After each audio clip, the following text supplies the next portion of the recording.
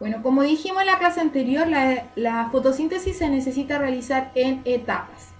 En términos de reacciones lumínicas y oscuras, se han creado muchas confusiones, pues aunque las reacciones oscuras no requieren de la luz como tal, sino solamente de los productos químicos de las reacciones lumínicas, pueden ocurrir tanto en luz como también en presencia de oscuridad. En este caso vamos a encontrar reacciones que capturan energía y reacciones de fijación de carbono. Las reacciones que capturan energía están relacionadas con la fotólisis del agua, con la rotura de la molécula de agua. En cambio, las reacciones de fijación del carbono están asociadas con la rotura, e incorporación del dióxido de carbono. Si hablamos de la fase dependiente de la luz o reacciones que capturan energía, vamos a decir que ocurren al interior de los cloroplastos. En el interior de los cloroplastos, los pigmentos fotosintéticos se organizan formando fotosistemas, ¿ya? Que son unidades que son las encargadas de capturar la energía lumínica, y esto se va a encontrar en la membrana de los tilacoides. Cada uno de los fotosistemas, ya que se denominan antenas, absorben gran parte de energía lumínica y la modifican conduciéndola hacia un centro de reacción. La molécula de clorofila entonces va a desencadenar el proceso fotosintético. Supongamos que acá tenemos la membrana de los tilacoides, que es donde ocurre este proceso de fotosíntesis que es dependiente de la luz. Entonces, en la membrana de los tilacoides llega la energía del sol, ¿ya? Y habíamos hablado de dos tipos de sistemas, el fotosistema 2 y el fotosistema 1. El que actúa primero es el fotosistema 2, ¿ya? Y acá tenemos el fotosistema 1. Entonces, el fotosistema 2 captura la energía solar, ¿cierto? Llega a este fotosistema, y una vez que llega a este fotosistema, va a desencadenar que el agua que ingresó sea rota, ¿ya?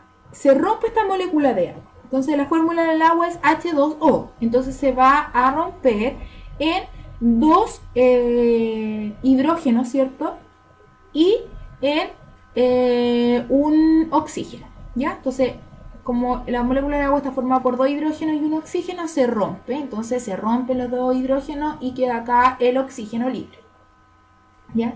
Este oxígeno que queda va a ser liberado al ambiente y es el oxígeno que nosotros respiramos. En cambio, estos dos hidrógenos, que son denominados como protones, ¿ya? Porque quedan con la carga positiva, estos dos hidrógenos, que son los hidrógenos, ¿cierto?, que se van a reconocer a partir de la rotura de la molécula de agua, van a comenzar a ser acumulados dentro de la célula, dentro del tilacoide. Entonces, ingresa la energía del sol, en este caso promueve la rotura de la molécula de agua, ¿ya? Se liberan los electrones, los protones quedan aquí adentro, y estos electrones van a ser transportados hacia el fotosistema 1 mediante una especie de reacción que se denomina cadena transportadora de electrones. Entonces, estos electrones que quedaron libres van a ser transportados a través de la cadena transportadora de electrones, que una vez que esta cadena transportadora de electrones va ingresando, va a permitir el ingreso de más protones, ¿ya? ¿Hasta dónde tienen que llegar estos electrones? Tienen que llegar hasta el fotosistema 1, ¿ya? Una vez que llega hacia el fotosistema 1, estos electrones, y además de la energía luminosa que también llega al fotosistema 1, van a promover la formación, ¿cierto?, de NADP, es decir, el NADP, que es una molécula energética, ¿ya?, que tiene adenina y que tiene dos fosfatos. Una vez que llegan estos electrones, se van a poder unir con aquellos protones que están aquí afuera de los tilacoides. Entonces, cuando se une, NADP se va a transformar en NADPH. ¿Por qué NADPH? Porque ganó un protón. A su vez, para que ocurra la formación de NADPH, necesitábamos de estos protones, ¿cierto? Que en todos estos casos vimos que estaba ingresando. Pero ¿cómo salen esos protones? Esos protones que fueron liberados, ¿cierto?, a través de la descomposición del agua, van a ser liberados a través de la membrana de los tilacoides por una enzima denominada como ATP sintetasa, ¿ya? A través de esto van a ser liberados estos protones que fueron producidos, ¿cierto?, por la descomposición del agua, y van a llegar a esta zona. Por lo tanto, este protón, por ejemplo, va a poder ingresar nuevamente formando el NADPH, ¿ya? O puede ser utilizado acá en esta otra parte del proceso para que siga la cadena transportadora de electrones. Cuando estos protones salen, el ADP, es decir, el adenosin difosfato, que es una molécula que tiene carga energética menor que el ATP, porque el ATP tiene 3 fósforos o 3 fosfatos, en cambio el ADP tiene solamente 2, por lo tanto tiene menos energía. Entonces el ADP, cuando salen estos protones, se une con un fosfato, ¿ya? Y al unirse con ese fosfato va a formar el ATP, que es la energía que nosotros requerimos.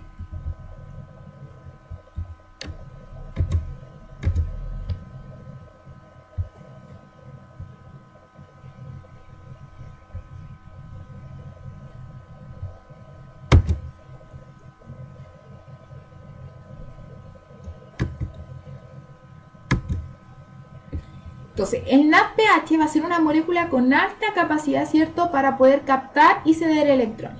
En cambio, el ATP es fundamental en los procesos energéticos de los seres vivos.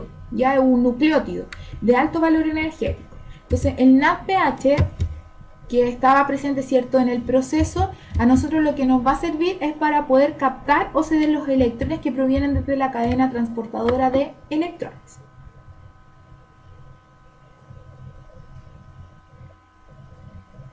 ¿Ya? Entonces esta nos va a permitir capturar esos electrones. ¿Ya? Entonces cuando el NADP se une con el hidrógeno, forma el NADPH. ¿Y por qué es importante formar el NADPH? Porque él es capaz, ¿cierto?, de ceder y capturar los electrones que fueron, que llegaron hasta acá, ¿cierto?, a través de la cadena transportadora de electrones, gracias a la energía luminosa, ¿cierto?, y la rotura de la molécula de agua. Bueno, en el caso de la fase independiente de la luz, la energía luminosa no es necesaria. ¿Por qué? Porque son reacciones, ¿cierto?, que de fijación del carbono. Por lo tanto, el ATP y el NADPH, que son sintetizados, son formados en la reacción anterior, que era dependiente de la luz, ¿cierto?, van a reaccionar químicamente y van a conducir a la formación de glucosa en el estroma, ¿ya? Este proceso se denomina o se va a realizar en un ciclo denominado como el ciclo de Calvin, en la cual estas reacciones químicas, ¿cierto?, van a formar a través del dióxido de carbono glucosa. Esta va a ser formada a través de la participación de una enzima denominada como ribulosa bifosfato o rubisco, que es una enzima que participa o interviene en reacciones que capturan el dióxido de carbono. Entonces tenemos el cloroplasto, que está presente en una célula vegetal, ¿ya?, que están en las hojas de las plantas, los cuales van a tener un pigmento fotosintético que es la clorofila, ¿ya? Entonces, esto que está aquí son los tilacoides, que en conjunto forman las granas. Entonces, llega la energía del sol a uno, por ejemplo, de los tilacoides, ¿ya? En este caso, en la membrana del tilacoide, ¿cierto?, va a producir, una vez que llega la energía del sol, que dentro de él se rompa la molécula de agua. Cuando la molécula de agua se rompe, los protones van a ser liberados hacia lo que se denomina, ¿cierto?, como el estroma, gracias a la formación del NADPH. El hidrógeno o los protones que se liberan de la descomposición del agua sirven para la formación del NADPH. Recuerden que de forma natural está en forma de NADP. Entonces, cuando esos hidrógenos son liberados hacia el estroma, se unen con el NADP y forman el NADPH. Este NADPH es el encargado de capturar estos electrones, ¿ya? Esa es su función. Ahora, en el caso del oxígeno, ¿cierto?, dijimos que el oxígeno va a ser liberado y es lo que nosotros vamos a utilizar para la respiración. ¿Por qué necesitamos el NADPH? Porque este NADPH, como tiene los electrones, los va a necesitar el ciclo de Calvin. Entonces, ¿cómo esos electrones van a poder pasar directamente desde el estroma, ¿cierto?, hacia esta zona, ¿cierto?, y pueden ingresar al ciclo de Calvin? Entonces, esa es como la función. Ahora, en el caso de las reacciones independientes de la luz, ocurren en el estroma, ¿ya? Entonces, las reacciones dependientes de la luz. En estas reacciones dependientes de la luz, recordemos que son necesarias, ¿cierto?, porque aquí comienza la fijación del dióxido de carbono. Entonces, para que pueda ingresar al ciclo de Calvin, necesitamos 6 moléculas de dióxido de carbono, ¿ya? Entonces, tenemos 6 moléculas de dióxido de carbono que ingresaron al estroma, ¿cierto?, a través de los estomas, que eran estas aberturas que estaban en la parte inferior de la célula, ¿ya?, y que permitían el intercambio de gases con el ambiente. Entonces, estos gases, el dióxido de carbono ingresa por los estomas hacia los cloroplastos, ¿ya? Entonces, una vez que se juntan 6 moléculas de dióxido de carbono, se va a poder comenzar, ¿cierto?, el proceso o el ciclo de Calvin. Entonces, estas 6 moléculas van a ingresar y van a comenzar a descomponerse, ¿ya? A formar otras moléculas. Una vez que ingresa este ciclo, ¿cierto? Esas 6 moléculas van a necesitar de un intermediario, que en este caso va a ser una enzima, ¿cierto? Y va a formar 12 moléculas de fosfoglicerato. Aquí lo que vamos a hacer es formar, ¿cierto?, 12 moléculas que cada una tengan 3 carbonos, ¿ya? Entonces, esta molécula de dióxido de carbono, ¿cierto? Tenemos 6 moléculas de dióxido de carbono. Entonces tendríamos 6 dióxidos de carbono que van a formar entonces 2 moléculas de 3 carbonos, ¿ya?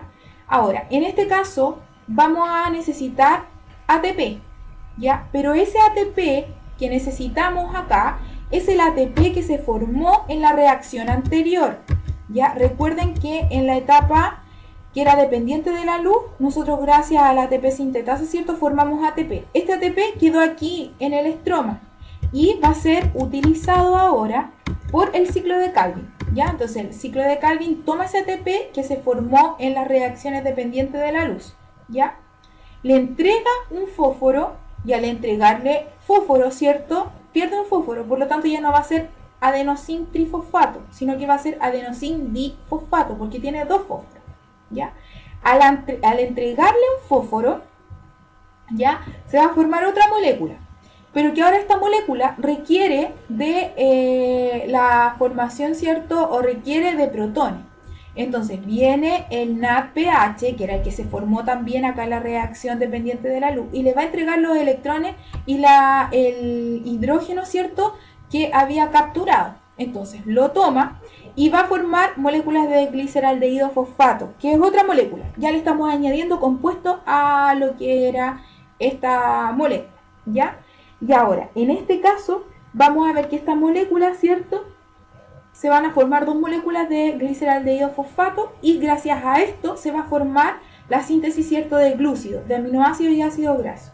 En este caso sigue la formación, ¿cierto?, y vuelve, necesitamos nuevamente ATP, es decir, energía, que se formó en las reacciones dependientes de la luz.